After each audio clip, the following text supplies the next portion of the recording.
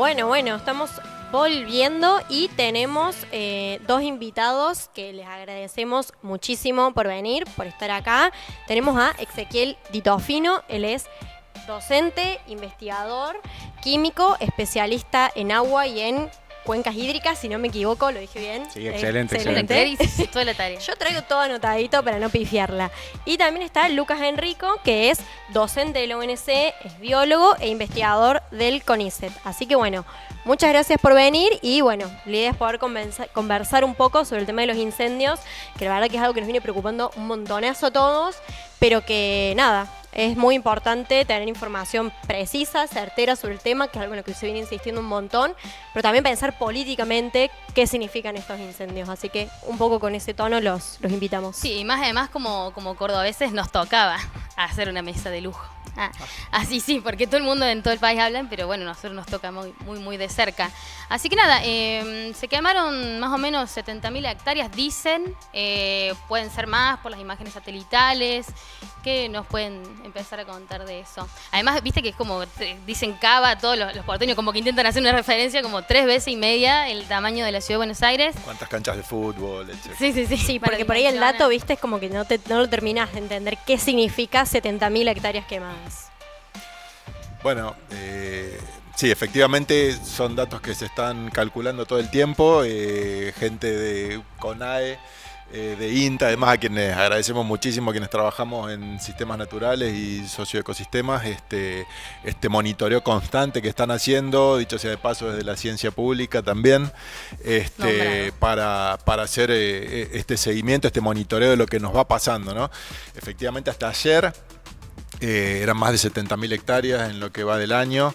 El incendio que está actualmente activo en la quebrada de la Mermela, en la zona de Chancaní, ha avanzado mucho en las últimas horas. Eso no está cuantificado todavía, pero bueno, como parte de estas zonas un poco olvidadas de la provincia de Córdoba, también en este sentido hay como menos noticias, ¿no?, sobre este incendio, que es lo que suele pasar acá en Sierras Chicas, en las zonas más cercanas a Córdoba, que están además más pobladas. Pero sí, estamos en una situación crítica, una vez más en Córdoba, una cosa que se repite, si no es año tras año, es cada 2 años al menos que estamos sufriendo esto, y bueno, volvemos a caer siempre en lo mismo, ¿no?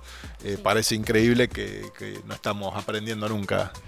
Sí, parece. Bueno, desde mi lugar, un poquito, además de las cuestiones coyunturales inmediatas, estoy trabajando sobre los impactos a posterior que vamos a tener de esta cuestión, ¿no? O sea, no es solamente el incendio y la cantidad de hectáreas quemadas, que más allá de la magnitud y las comparaciones resulta inabarcable, inclusive para el que se lo pueden comparar con tantas canchas con tantas hectáreas comparado con tantas veces tal cosa, sino el impacto directo, ¿no? Es decir, bueno, ¿eso qué implica? Que se haya quemado y después los vientos y las precipitaciones, hoy que llueva, que todo el mundo rogando que llueva. Y hay otras cuestiones involucradas en relación a eso que tal vez puede resultar factible o favorable en un primer momento y después va a complicar bastante más el panorama.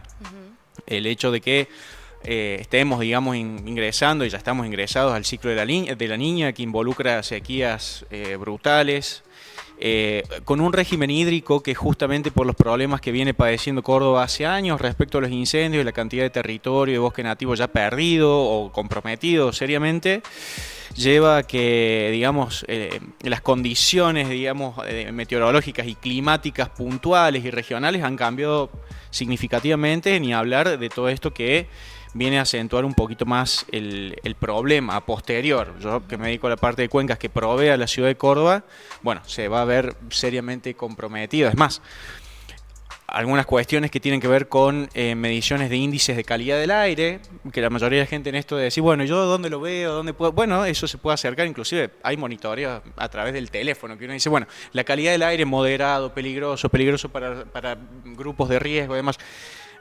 En estudios un poquito más puntuales y más cuantitativos respecto a esta cuestión, acompañan coherentemente el marco de situación y dan cuenta de una presencia de por más que no haya vientos, por más que no haya precipitaciones, hay una presencia de cenizas, humos, partículas en el Sí, aire que incluso contaminan. gente que vivía en zonas aledañas a la zona de los incendios notaba tos, alergia, que todo eso tenía que ver Absolutamente. con el tema de las cenizas. Ni hablar. Sí, las consecuencias son directas. Bueno, un poco del tema que queríamos hablar era preguntar sobre esas consecuencias. Vos mencionabas lo de la lluvia y yo desde la ignorancia así te la tiro de una. ¿Qué sería mejor, que llueva o que no llueva?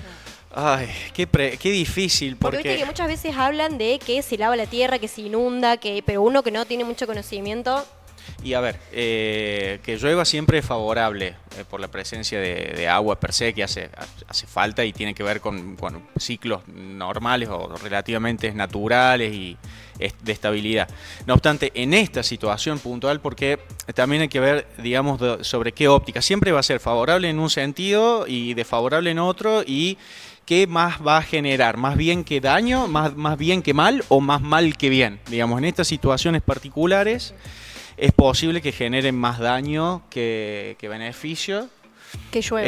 Que llueva. Más allá de que sí, va a aplacar, va a favorecer la presencia de humedad en el aire, va a permitir el control de los incendios y demás, que se puede discutir bastante, de que están siendo bastante premeditados. Hay toda una cuestión atrás que favorece significativamente, y podemos hablar cuestiones muy puntuales de la política, de algunos vínculos políticos y arreglos y acuerdos que han llevado a esta situación, porque es como que se incendia una parte y la otra parte ha quedado afuera y no es incendiable.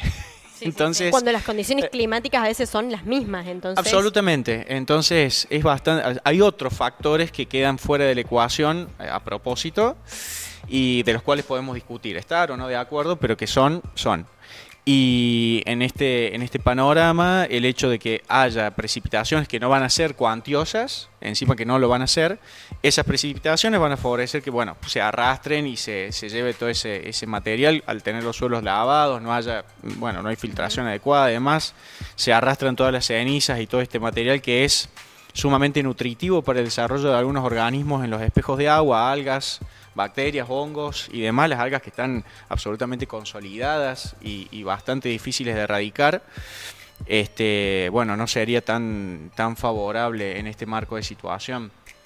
Yo, perdón, una cosita, creo que coincidirá Ezequiel, en esta situación si tenemos que elegir entre qué lluvia además queremos, lo ideal sería desde el punto de vista ecológico, lluvias tenues, de pocos milímetros, pero que caigan tipo llovizna, antes que una gran cantidad de agua que caiga en tipo tormentas, ¿no? Claro, porque todo termina en inundación. Porque esto hace que estos suelos que han perdido su capacidad de percolación, de infiltración, vayan absorbiendo de a poco el agua, y las especies que estamos viendo por la primavera que están empezando a rebrotar, en esta etapa las plantas rebrotan a partir de reservas que tienen de los años anteriores en sus raíces. Sí, porque ellas son divinas.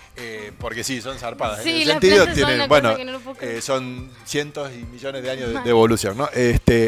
Pero para respaldar, para apoyar ese crecimiento y que se vuelva a recuperar la vegetación, la forma de empezar a cargar los suelos de agua nuevamente para que esté disponible para esta nueva vegetación que va a venir ahora, lo ideal sería esto, ¿no? Que sean lluvias de pocos milímetros, que caigan de manera muy suave, para evitar estos procesos de erosión, de degradación y de arrastre de toda esta ceniza y estos nutrientes que después van a las cuencas, a los cursos de agua. Y bueno, ahí estará el tema que investiga más Ezequiel sobre la contaminación de las cuencas hídricas, ¿no? Y esto de que, hay sectores que le echan como toda la responsabilidad a los cambios climáticos o a que es todo el clima, qué sé yo, si también el presidente le echa la culpa a la Cámpora, hace cosas como esas, pero sobre qué opinan que son las responsables o si es solo el Que de hecho, el igual, clima. ahí te hago una acotación así. O sea, sí, el clima es un factor, pero el clima no cambia porque sí. O sea, hay un sistema, que es el sistema capitalista, con su modo de producción, que está alterando las condiciones Estamos como climáticas. que no le importa nada. Entonces, decir que es el clima igual tampoco es liviano, pero hay consecuencias más. O sea, hay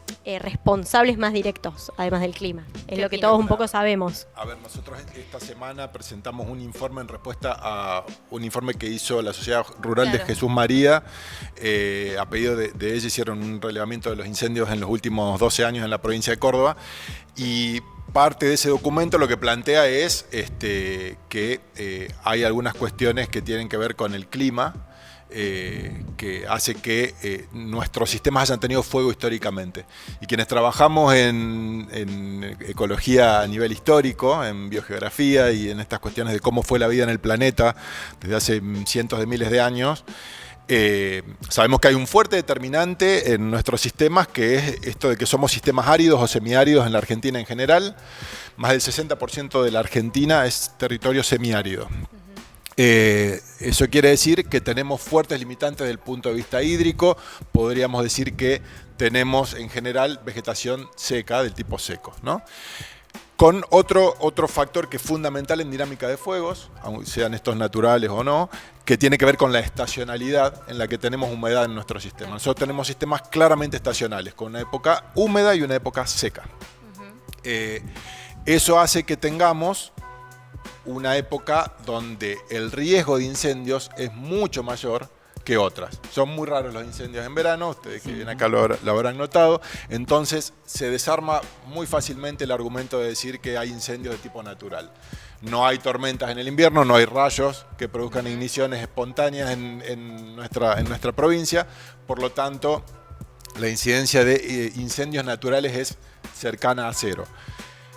Lo que tenemos como parte además que se suma a esta cuestión del clima que nos caracteriza es que el cambio climático traccionado por este modelo extractivista y este cambio climático antropocénico, sin duda, que tenemos claramente demostrado, aunque nuevamente tengamos a todos los negacionistas con nuestro presidente a la cabeza de estas cuestiones, hacen que estas situaciones se extremen aún más.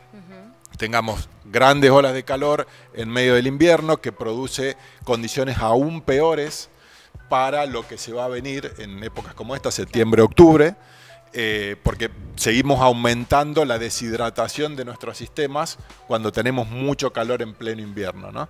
Eso hace que toda la biomasa que se acumuló durante la época de crecimiento, que es el verano hasta marzo, abril, quede ahí como, digamos, como carbón esperando que lo... Exacto, ahí a la espera de que surja una chispa que incendie, que prenda estos incendios. No está la vegetación, por supuesto, a la espera. La vegetación no quiere quemarse. La vegetación la vida, la diversidad en general, no tiende a promover este tipo de cosas. Y ahí es donde entramos, además, como especie, a hacer los desastres que estamos haciendo, porque, bueno, claramente sabemos que todos los incendios son intencionales, son de origen antropogénico y todos son políticos también, como dice la consigna, ¿no?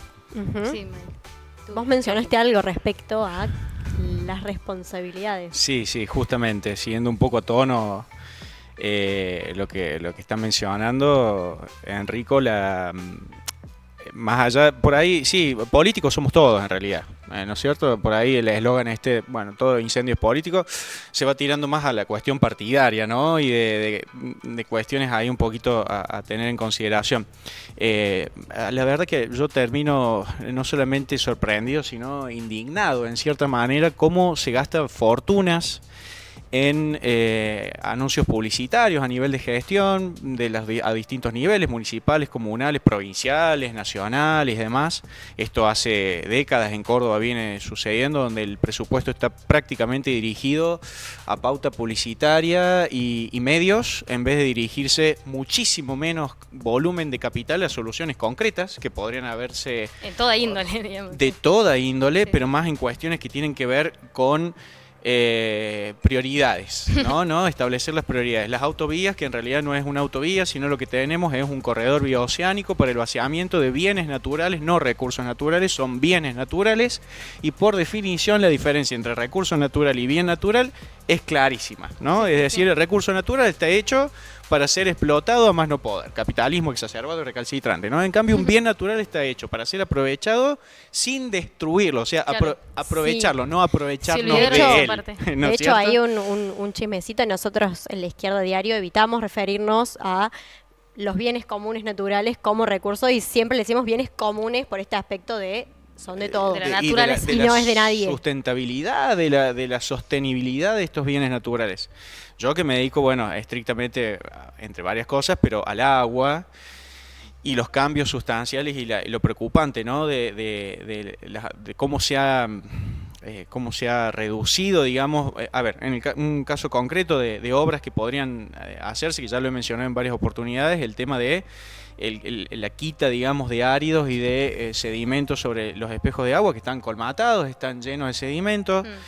Puede llover cantidades industriales y no tenemos un dique ni un embalse que contenga el agua porque en realidad no tiene capacidad de agua. El otro día, justamente el sábado, pasé temprano a hacer unos muestreos y es una cancha de golf. Es una cancha, no hay agua. Es decir, y así lloviera lo necesario para acumular agua, los medios, ¿cuál es el punto de referencia? Qué bueno que llegó, el dique llegó a la cota. Eso es absolutamente irrelevante porque en realidad no es que llegue a un determinado nivel visual, no hay capacidad de agua en profundidad. Yo puedo pasar el dique caminando de una costa a la otra que me llegue el agua a las rodillas. Claro. Entonces no importa cuánta agua llueva, sino el déficit hídrico que tenemos de manera crónica porque no hay donde contener esa agua. Y se invierten en cuestiones como el acueducto del Paraná, donde se quiere traer agua para un déficit de Córdoba que solamente va a compensarlo en un 12% o menos. Agua de un río que tiene una bajante histórica y un déficit hídrico brutal, un estrés hídrico brutal. Con una pendiente positiva, es decir, hay que bombear el agua a Córdoba con un gasto de energía, además del desmonte y toda la cuestión que hay que derribar para poner 160 kilómetros de acueducto, y está detenido. Eso no se va a concretar. Sería el colmo, además, que si se concreta, mejor que quede así. Pero lo preocupante es eso, que se pone tanto énfasis en la publicidad y se presenta una narrativa entre dos posibilidades, ¿no? Avance, desarrollo o retroceso.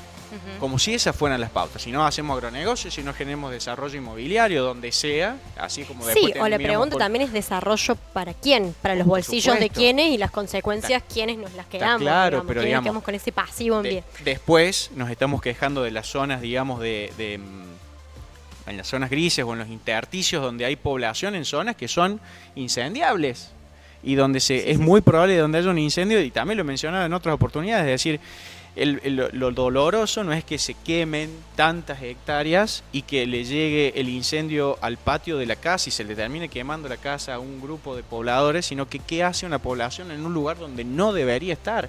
También, sí. Entonces el análisis, el planeamiento físico y demás, y no faltan, estamos invitados dos profesionales que nos estamos dedicando, como hay otros, que no podemos hablar por todos, solamente podemos hablar por lo que hacemos nosotros, o por lo que hago particularmente, y decir, gente que se está dedicando a dar soluciones. Yo empecé a ver desde el diagnóstico, el análisis del problema, diagnóstico, objeto de estudio, y ahora estoy trabajando sobre soluciones, las quiero presentar, y el gobierno quiere que se las lleve, digamos, ya terminadas, y no hay capitales que le interese dar, digamos, claro, sí.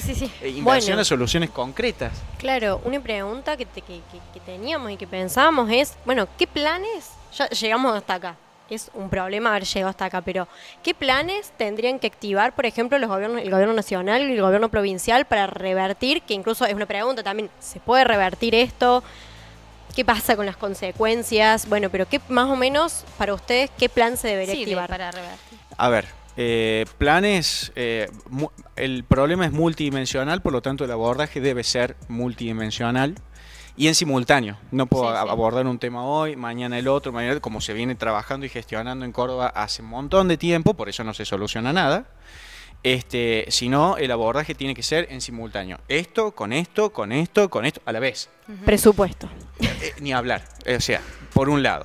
Pero el presupuesto que se requeriría sería mucho menor que el que se gasta en pauta publicitaria para presentar o disponer de una narrativa y que la gente se oriente en función de eso, se oriente o se desoriente en función a esa narrativa. Hay un comité de Cuenca que se está encargando particularmente de un proceso de saneamiento que, bueno, la verdad que está haciendo agua. no hay, hablando, digamos, en esos términos. Entonces no está teniendo el impacto que podría tener al corto y mediano plazo por la falta de pertinencia. Es como, yo siempre presento la cuestión en términos médicos, ¿no? Porque a veces pareciera que los profesionales en las áreas en las que nos manejamos no tienen el suficiente impacto. Supongamos que alguien se quiebra una pierna, va al traumatólogo y el traumatólogo le dice, mira, querido, estás quebrado. Yo quería que fuera, no sé, una fisura, una torcedura. Vos podés querer lo que quieras, pero estás quebrado. ¿Te guste o no te guste? Bueno, el diagnóstico de las situaciones que está padeciendo en Córdoba en cuanto a cuencas, en cuanto a bosque nativo, en cuanto a las condiciones de cambio de régimen hídrico, etcétera, etcétera, son estas. Nos gusten o no nos gusten. Y no hay mejor forma que tener un diagnóstico claro, certero, preciso para abordar y, digamos, generar un plan de acción pertinente, preciso, oportuno y sustentable, independientemente de quién esté gestionando. Entonces esto empieza a funcionar hoy y seguirá funcionando, esté quien esté y que le toque llevar adelante, digamos, los mecanismos de acción. Me parece que no se está consultando y los profesionales que supuestamente están encargados de esos planes de acciones y se van acercando más a cuestiones de acuerdos políticos y de favores debidos que a quienes deberían o tienen intención o tenemos intención hace años de presentar las soluciones y no tenemos cabida para eso. ¿Cómo podemos revertir o algo parecido a eso? Para mí hay algunas cuestiones también que son interesantes desde el punto de vista de la discusión política en un sentido amplio, ¿no? Primero, de rescatar la relevancia del Estado en esto. Porque si alguien no quiere Estado, bueno, fíjense lo que nos pasa cuando el Estado está ausente, ¿no? O está presente de otros modos. O está presente de las maneras que no querríamos que estén para cumplir con algunas cuestiones.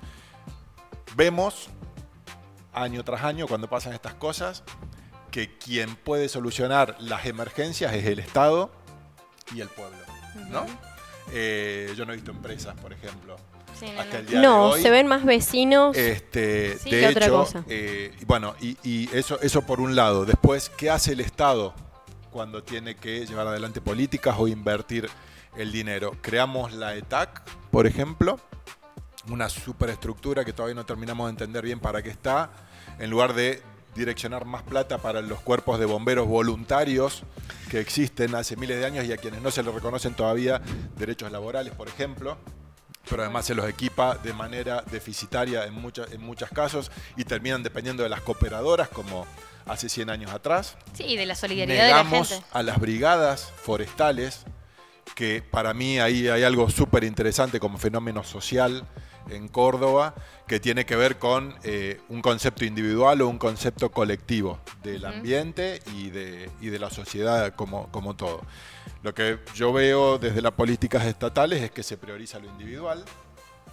Está bien salvar las casas, está bien salvar los animales de la gente, está bien salvar la infraestructura de los campos, pero ¿por qué no podemos salvar el monte? ¿Por qué no queremos salvar el bosque, que sabemos que nos da un montón de estos bienes comunes de los que venimos hablando? Y quienes están ahí poniendo el cuerpo son las y los brigadistas, que son gente de los pueblos que surgen a partir de la ausencia del Estado en este tipo de cosas. Y hoy la decisión política clara del gobierno es negar la existencia de las brigadas forestales, por una u otra razón, que sería muy interesante también discutir, si es por cuestiones de seguro, si es por cuestiones de que no queremos meternos en esa lógica de construcción de poder ciudadano o qué es lo que hay ahí, pero hay toda una sociedad que respalda las brigadas forestales en las zonas de incendios actualmente, que banca económicamente y con toda la infraestructura que pueden a las brigadas para salvar el monte, y que desde el punto de vista del Estado están siendo ocultadas, puestas bajo de la alfombra. De hecho, tenemos incluso casos como el del compañero Lalo, que ocurrió antes de ayer, en la zona de Capilla del Monte, a quien detuvieron por estar ayudando a las brigadas forestales. Sí. Podemos discutir si en la línea ahí media delgada entre la ley y no, por estar pasando un control policial, aunque le digan que se quede, pero ¿qué pasa si no? Están los vecinos ahí colaborando y llevando y trayendo a los y las brigadistas de la provincia. Y por último también, en esto de qué hacemos es cortar un poco con estos proyectos que hay que son transversales a los partidos políticos dominantes, como por ejemplo los proyectos del IPLAN, con la extensión de los anillos de circunvalación concéntricos desde Capital hacia la Córdoba, llamémosle profunda, entre comillas, si nos gusta el término, de ir llevando rutas. La autovía de Punilla es un caso que atravesó zonas de bosque de categoría 1, categoría roja en la Ley de Ordenamiento Territorial de Bosques Nativos. ¿Eso era realmente prioritario o no? ¿Y hacia dónde nos llevan en estas discusiones los gobiernos o el poder concentrado sobre cuáles son las prioridades? Sociedad Rural, por ejemplo, nos dice que el mayor riesgo actualmente para los incendios son los bosques categoría roja. Eso es lo que ellos difundieron en los medios de comunicación a partir de este informe que pidieron. Cuando uno lee el informe, sorpresa, lo que dice el informe elaborado por los técnicos a quienes ellos contrataron es lo contrario. Los bosques nativos sufrieron menos del 5% de los incendios forestales en los últimos 12 años y más de la mitad de los incendios en la provincia fueron en áreas de pastizales manejados o en cultivos. Claro. ¿Sí? Entonces, también desde ese punto de vista, ¿qué instalamos desde la narrativa oficial, desde la narrativa de los medios? Es súper importante para ver hacia dónde queremos, hacia dónde debemos ir, ¿no? Sí, como esto de decir, hacer un buen diagnóstico real para pensar tal cual. Yo pensaba en esto que decía, nada, de Milei, perdón, pero fue la imagen del tipo todo militarizado en el avión. ¿Qué sintieron? ¿Qué pensaron cuando vieron eso? Descárguense. Yo siento mucha indignación con esas situaciones. La verdad sentía lo mismo cuando Cabandier venía a los incendios, también en su momento, con una campera que decía APN, Administración de Parques Nacionales. Es como que disfrazarse de ambientalista era ponerse una campera de parques nacionales. Claro. En este caso de Milei, bueno, peor aún, ni siquiera bajar a reconocer el laburo de los bomberos y de la gente que estaba ahí esperándolo, pero además desguazar el Plan Nacional de Manejo del Fuego, porque ponele que es lo menos importante que te baje a saludar. Los tipos en realidad a lo mejor ahí estaban formados quizás por una orden y lo que querían era volverse a combatir el fuego, ¿no? Sí, tal cual. Entonces, por ahí lo que nos interesa es qué pasa con el RIGI. Claro, ¿Qué pasa con el desguace del Plan Nacional de Manejo del Fuego? Entonces eso es lo que hay que cuestionarle a Milei. Sabemos qué es Milei y qué representa ideológicamente o a qué aspira. Aspira a sacarle más de todo lo que le podamos sacar a los temas a partir de los conceptos de recursos naturales, ¿no? Sí, yo creo que también generó indignación la imagen de Milei no saludando, porque ya era un momento, era como, bueno, vino acá disfrazado, ya no caminó los territorios, no vio nada, no habló con ningún vecino, no habló con nadie, no anunció ninguna medida, ya lo único que quedaba era que más o menos se baje y diga gracias por el laburo que están haciendo y no lo hizo, o sea, creo que fue... Esperaron para declarar la emergencia, que tenga representantes en las cámaras que se retiraron al momento de votar la emergencia ambiental para Córdoba, un montón de señales que te demuestran eso, la banalización de estar en el programa de Susana Jiménez en el momento en que Córdoba se sigue prendiendo fuego, un montón de cosas. Yo personalmente no puedo esperar mucho más desde ese punto de vista de él, ¿no? Lo que sí esperaría es que haya alguna política mínima ante catástrofes, donde de nuevo el Estado es la única herramienta de la que nos podemos asir, en la cual podemos prenderle una vela, ¿no? Que es justamente la que nos va a garantizar. Pasó en Bahía Blanca con las inundaciones. Yo creo que no podemos esperar mucho más, salvo que empiece a haber una presión social, porque sabemos que hay un consenso social sobre que esto tiene que parar, y así como fue la avanzada en su momento a comienzo de año sobre la educación, y la comunidad reaccionó, como vamos a reaccionar mañana en la marcha federal en defensa de la educación, bueno, probablemente con estas cuestiones también haya un poquito de ruido, ¿no? Y los mismos votantes le reclamen algo, alguna acción particular. En el caso, bueno, particularmente también no nos sorprende, digamos, lo que ha hecho el presidente era clarísimo. Me pareció inclusive hasta una falta de respeto que viniera para hacer absolutamente nada, porque justamente lo que hizo es ni más ni menos desviar la atención, la foto, el cuadro de situación y entorpecer las actividades que se estaban haciendo. No me sorprende de este personaje. Lo que sí me preocupa es que no solamente que sucedió eso, sino que además el gobernador se tomó el tiempo de regalarse, hacerse un intercambio de presente un poco. Bizarro fue, bizarro. O sea, eso la verdad que suma mi indignación diaria respecto a estas cuestiones que no solamente rozan lo patético, sino una falta de respeto ya, una impunidad a la vista, que antes, bueno, tenían por lo menos el decoro de que no se notara tanto. Ahora hasta se publica y se le da espacio significativo a cuestiones banales como esta. Y no me sorprende tanto que haya pasado esto con el presidente, sino que hay que ver un poquito más allá y es la actitud del gobierno de la provincia. Que obviamente digamos, se orienta en función a lo que se establece a nivel nacional como si fuera favorable, cuando en realidad lo único que está haciendo es un acto y una mirada obsecuente respecto a las decisiones a nivel nacional, aplicando el RIGI. A ver, me llama poderosamente la atención que haya una incoherencia a la vista entre la aprobación del RIGI nacional adaptado a nivel provincial en la legislatura, cuando en realidad también se quiere aprobar o se quejan o se hace un reclamo a nivel legislativo en la provincia de Córdoba del manejo del fuego. Sí, entonces se quiere hacer o se quieren generar mecanismos orientados a la gestión contra el fuego, pero se aprueba ampliamente el régimen de incentivo a las grandes inversiones. Sí. Es decir, está claro que esas zonas rojas o amarillas donde no deberían incendiarse, se terminan incendiando. Y las palabras de quien gestiona la provincia, que dice que no hay cambios de uso del suelo, sí lo hay. Porque por más que él diga que no, después eso va a parar a la justicia. Y el fiscal y los jueces dicen, bueno, ¿cuál es la zona roja y amarilla? ¿Qué pasó? ¿Qué hay ahí? Nada. Entonces, bueno, pierde una categoría, algo que ya no está para tener esa categoría. No puedo no acordarme de cómo le respondieron a Tolchinsky, que dijo, tírenme un ejemplo. Bueno. Se le cagaron de risa. De todos los lugares donde hubo incendios. Es que eso demuestra como una falta de territorialidad, ¿no? O sea, de caminar lo que decían antes ustedes, ¿no? Si vos recorres un poco los pueblos del interior de la provincia de Córdoba, cerquita, hay que irse 15 kilómetros nomás de capital, sí.